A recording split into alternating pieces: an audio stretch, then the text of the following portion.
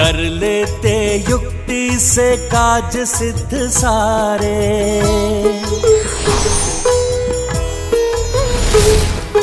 बुद्धि व चातुर्य अद्भुत तुम्हारे।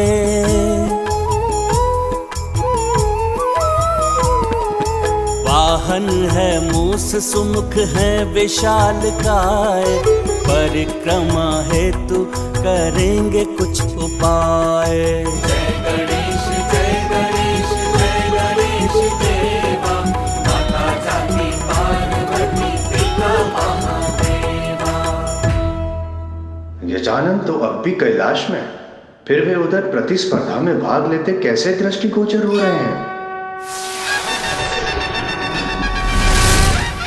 प्रभु, ये कैसे संभव है? बिल्कुल संभव है नारद। एक संतान के लिए उसके माता पिता ही सबसे प्रिय होते हैं, जो उसके जीवन का केंद्र बनकर उसके जीवन में महत्वपूर्ण स्थान रखते हैं। अतः गजानन अपने माता पिता की परिक्रमा करते हुए अपनी बुद्धि का परिचय दे रहे हैं, क्योंकि उनके लिए उनके माता पिता के चरणों में ही त्रिलोक समाता है। दर्शन मेरा मन रमता। जय देव जय देव। भाव भगत से कोई शरणागत आवे। सन्नत सम्मत सबही भरपूर पावे। ऐसे तुम महाराज मोको अति भावे। नंदन गुण गावे। जय देव जय देव। जय जय श्री गणराज विद्या सुखदाता। धन्य तुम्हारो दर्शन मेरा मन रमता। जय देव जय देव।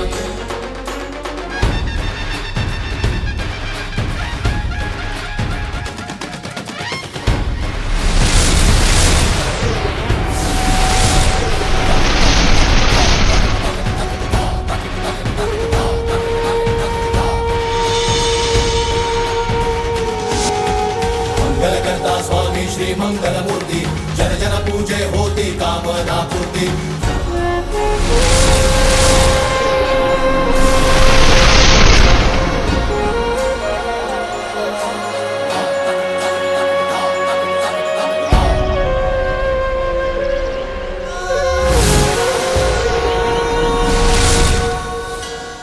कितना अद्भुत और कितना दिव्य दृश्य है ये।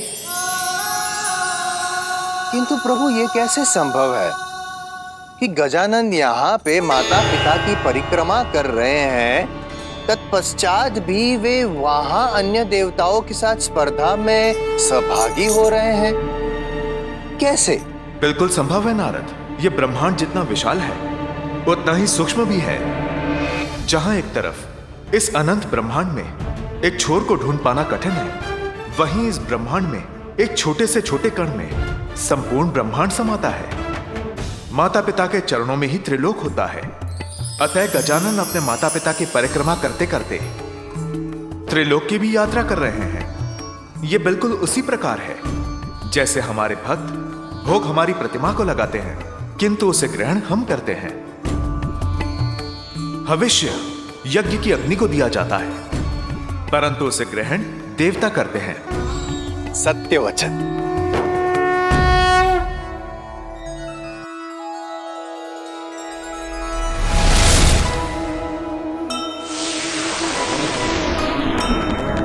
गंगा सागर में सुमुख डुबकी लगाए।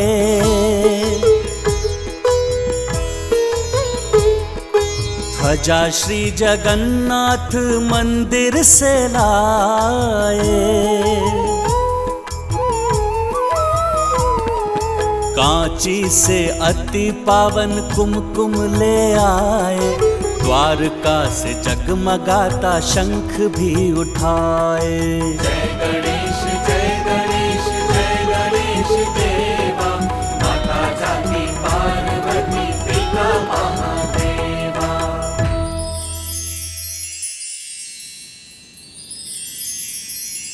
अद्भुत। नारद आश्चर्यचकित।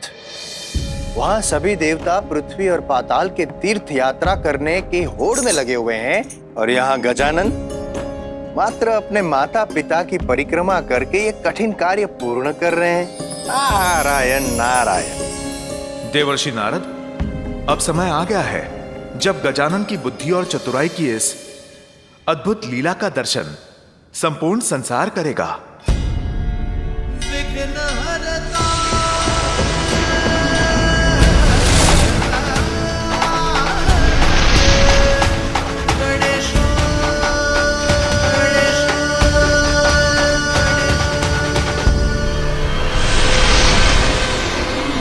प्रभु, इस लघु द्वार में मैं अपने इस विशाल आकार के साथ कैसे प्रवेश करूंगा?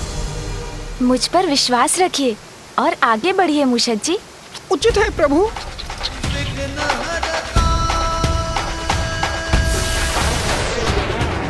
गजानन पाताल के द्वार तक पहुंच गए हैं। द्वार तक पहुंच तो गए हैं, किंतु क्या देवर्षि? प्रश्न ये है मां सरस्वती, क्या बालक गजानन पाताल में प्रवेश कर पाएंगे?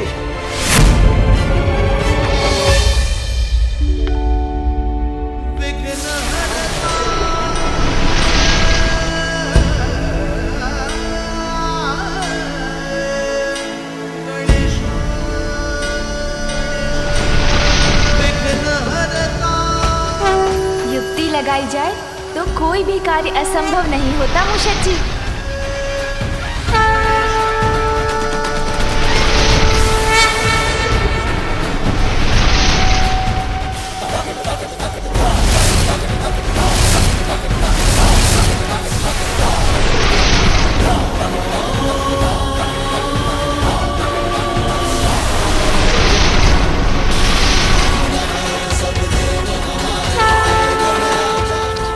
सत्य कहा था प्रभु, हम तो आ गए।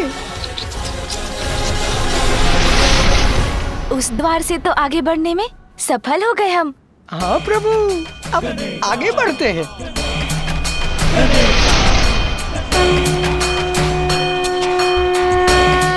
बहुत अच्छे मूषक जी।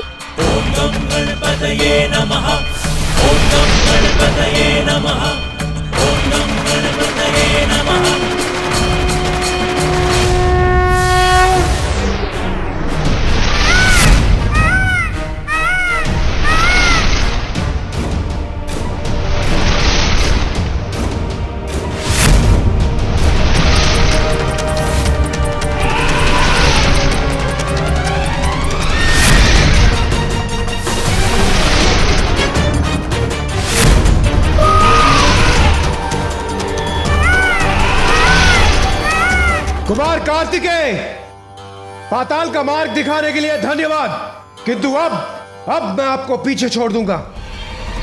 रावत, पूरे वेग के साथ आगे बढ़ो।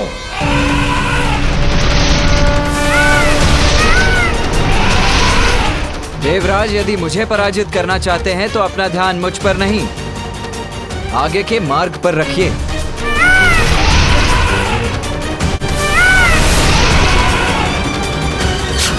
रावत,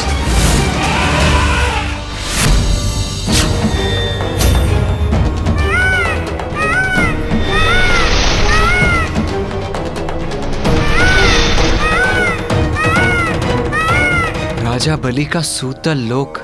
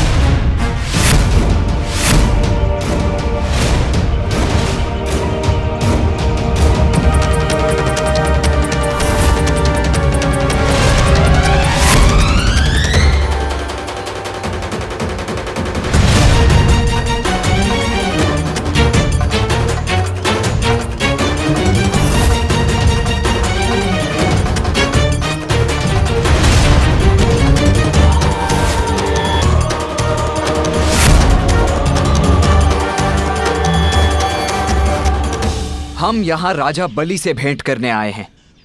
आगे बढ़ने दे हमें। कोई नहीं जाएगा आगे।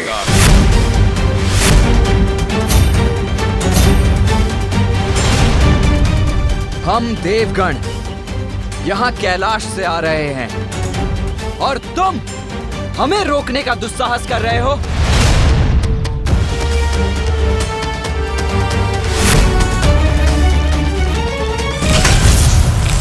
कार्तिकेय,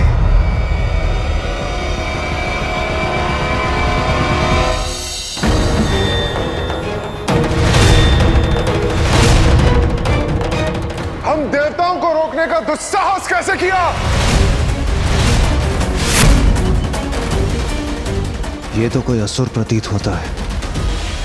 मुझे इसे अपने मार्ग से हटाना ही होगा।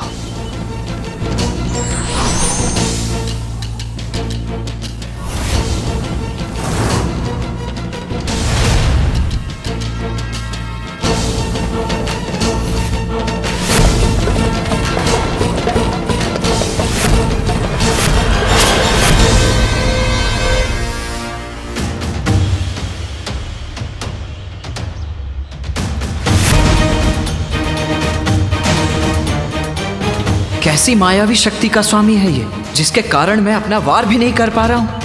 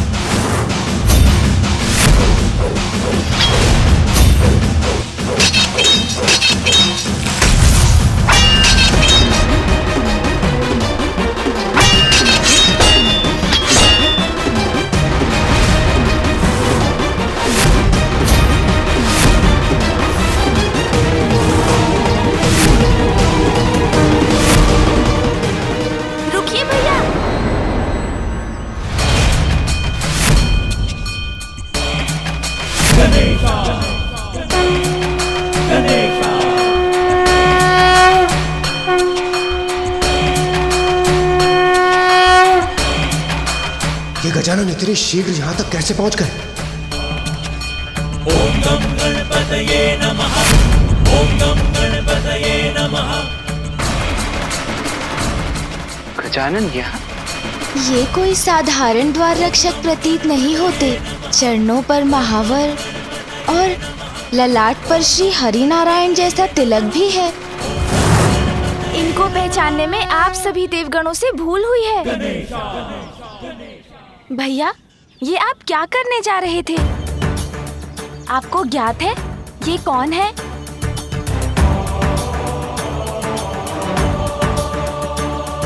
स्वयं मामा जी श्री हरि नारायण है ये।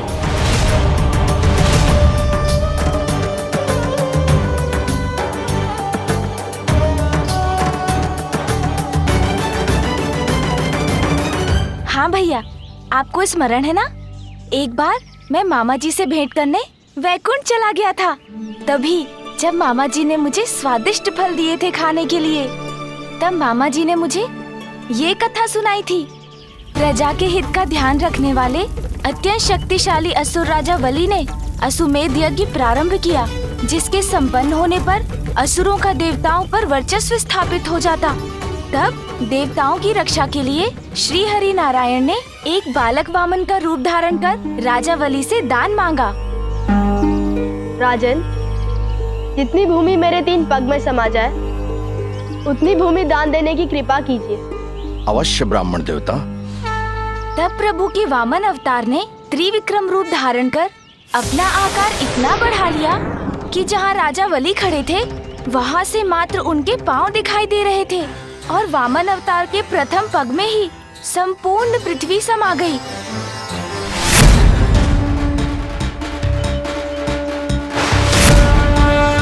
उनके दूसरे पग में अन्य सभी लोग आ गए।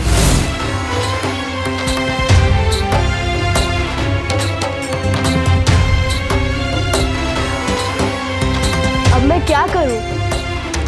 मेरे तीसरे पग के लिए कुछ भी शेष नहीं रहा। अपना तीसरा पग कहाँ रखूं मैं? और इस प्रकार राजा वली, जिन्होंने अपना कोई वचन कभी भंग नहीं किया था, प्रभु के वामन अवतार के समक्ष झुक गए और उनके तीसरे पग के लिए अपना शीश ही बढ़ा दिया।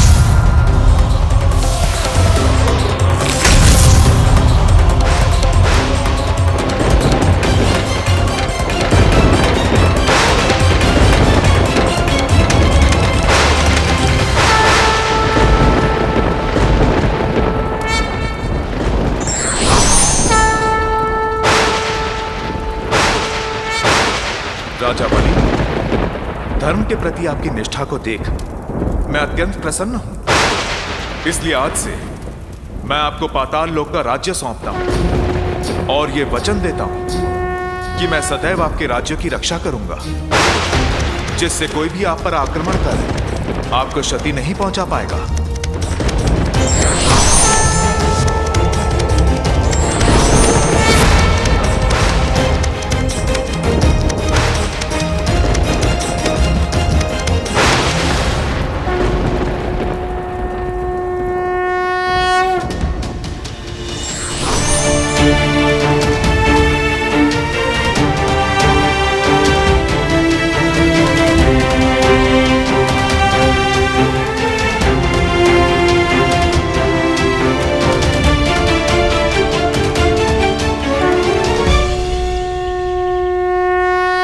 मुझे क्षमा कर दीजिए, मुझे नहीं ज्ञात था कि आप स्वयं श्री हरि नारायण हैं। प्रभु, हमारा निवेदन स्वीकार कर क्या आप हमें भीतर जाने की अनुमति देंगे? मैंने कहा ना, कोई भीतर नहीं जा सकता।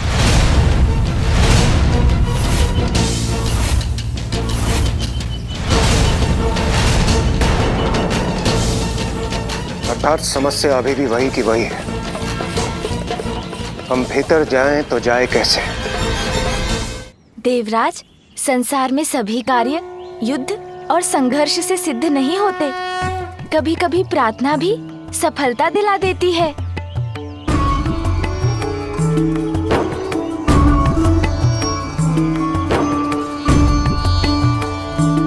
हाँ, उचित कहते हैं गजानन, मैं समझ गया।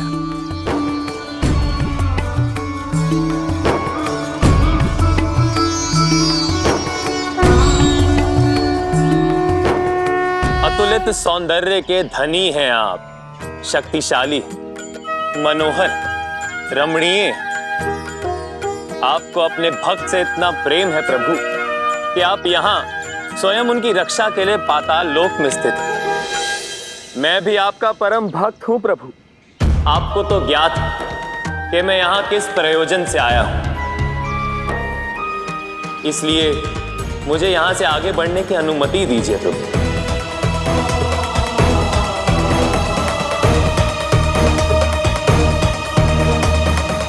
आप आगे नहीं जा सकते।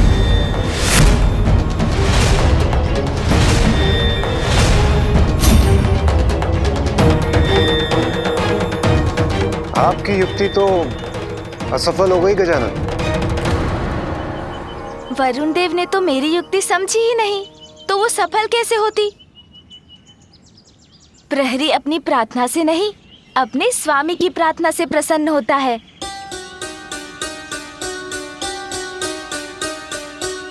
और इस समय श्री हरि नारायण के अंश राजा वली के राज्य की रक्षा कर रहे हैं।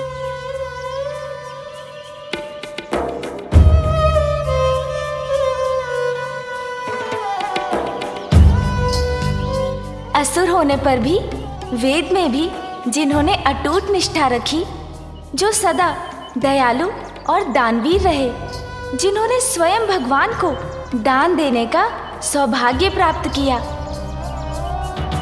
दान देते समय जिनके हाथ ऊपर रहे और भगवान के हाथ दान स्वीकार करने के लिए नीचे हो गए। ये इतना दिव्य मधुर स्वर किसका है?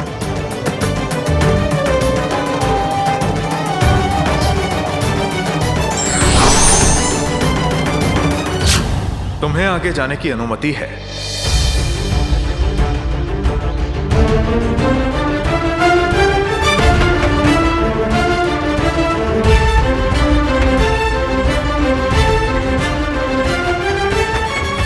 धन्यवाद मामा जी।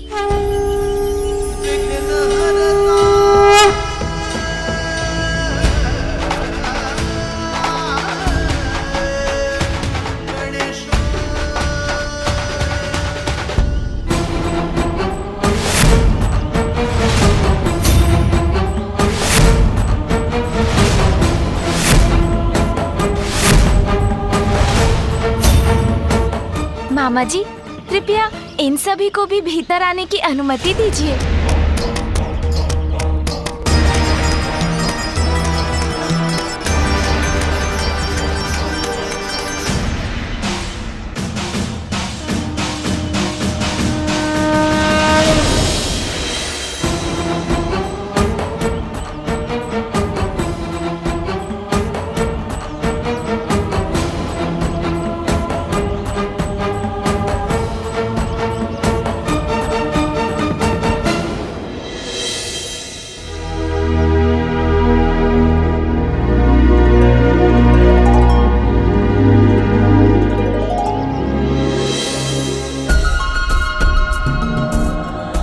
गजानन, मैं तुम्हें प्रतियोगिता के प्रारंभ स्थान पर छोड़कर आया था, फिर इतनी शीघ्र तुम यहाँ कैसे पहुँच गए? अहो भाग्य मेरा, जो मुझे इतना बड़ा सौभाग्य प्राप्त हुआ।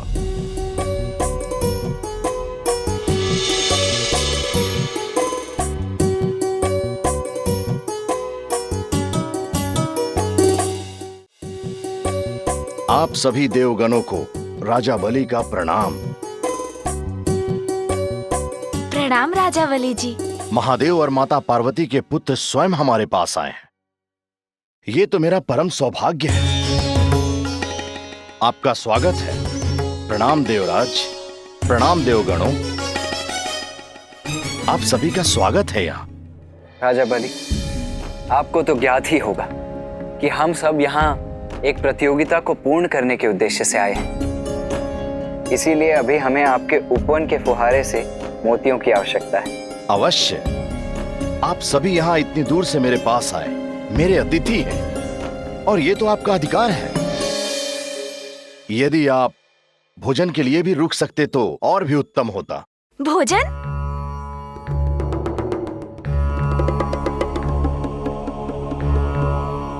भोजन पर आपका निमंत्रण पाकर हमें अत्यंत ही आनंद आता, किंतु अभी हमें शीघ्र ही निकलना होगा। उसके लिए मैं क्षमा प्रार्थी। हाँ राजा बाली, इससे पूर्व की विलंब हो जाए, हमें यहाँ से प्रस्थान करना होगा। सर्वप्रथम ये तो राजा बलि की उदारता है कि उन्होंने हमें अपने भवन में प्रवेश करने दिया। अब वो हमें सादर भोजन के लिए आमंत्रित कर रहे हैं, जिस आमंत्रण को अस्वीकार करना उनके आतिथ्य का अपमान होगा। अति उत्तम। मैं इस निर्णय से अत्यंत आनंदित हूँ। किंतु ये तो बताइए कि भोजन में आपने क्या पकवान तैयार करवाया है? जो आप खाना चाहें। आनंद आएगा। आइए देवराज, आइए देवगणों।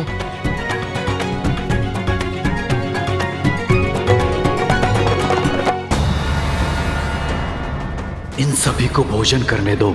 अच्छा अवसर है, मैं धीरे से छिपकर निकल जाऊंगा यहाँ से।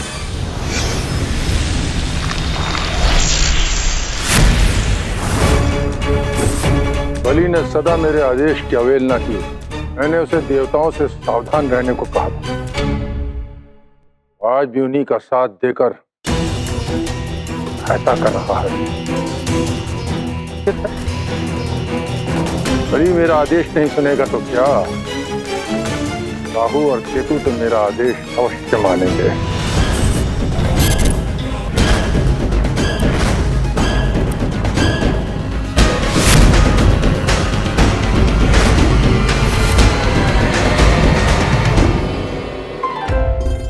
लीजिए देवराज, भोजन ग्रहण कीजिए।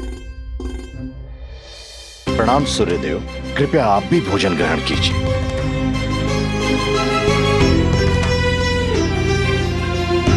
अच्छा अवसर प्राप्त हुआ है भोजन का। राधा गजानन, अब यहाँ अधिक समय मत लगाना, शीघ्र भोजन करो, फिर यहाँ के उपवन से मोती बटोर कर हमें आगे बढ़ना है, ठीक है? गजानन ने तो चमत्कार कर दिया सूर्यदेव, किंतु ये इतनी शीघ्र यहाँ पहुंचे कैसे? ज्ञात नहीं इंद्रदेव, कहीं इनके मूषक के पंख तो नहीं आ गए?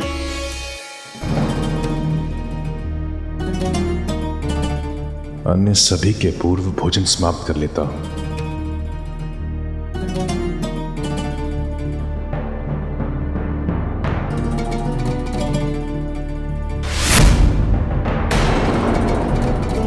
कुमार कार्तिकेय, देवराज इंद्र, सूर्यदेव, अग्निदेव, चंद्रदेव, शनिदेव, कुबेर देव सभी तो हैं यहां। फिर नदारद कौन है? यमराज। क्या हुआ वायुदेव, आप इतने स्तब्ध क्यों लग रहे हैं? कुछ नहीं देवराज, कुछ नहीं हुआ, आप भोजन कीजिए।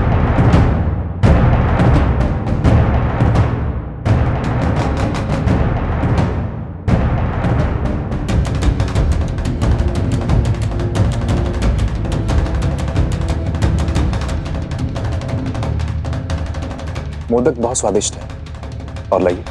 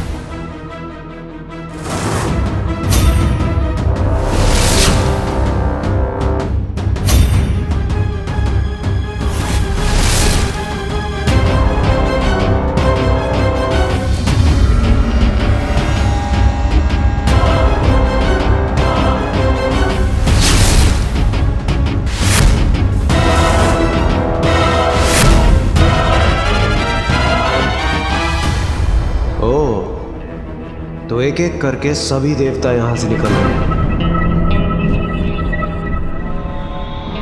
गजानन, बस बहुत हो, चलो अब हमें जाना चाहिए। भोजन छोड़कर भैया, किंतु उससे तो अनिष्ट होता है। गजानन, मैं अपना भोजन समाप्त कर चुका हूँ, तुम भी करो और शीघ्र चलो यहाँ से। किंतु मैंने तो अभी भोजन प्रारंभ भी नहीं किया।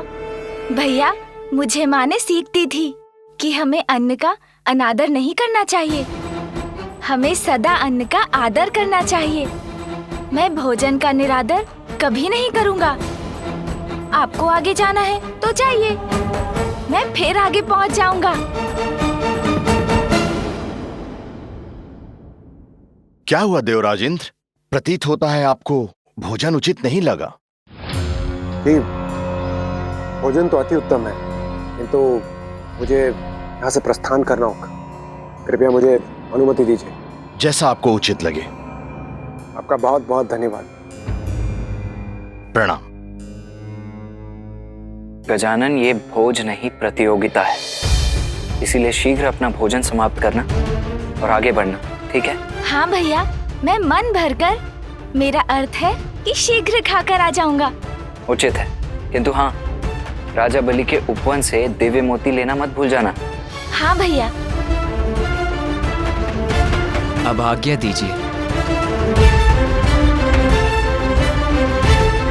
गजानन अपनी बुद्धि और चतुराई से इस प्रतिस्पर्धा में अच्छा प्रदर्शन तो कर रहे हैं, किंतु भोजन के कारण वे कहीं पुनः पीछे न रह जाए माता। परिस्थिति को समझकर विनम्रता के साथ उसका सामना करने वाला ही बुद्धिमान कहलाता है।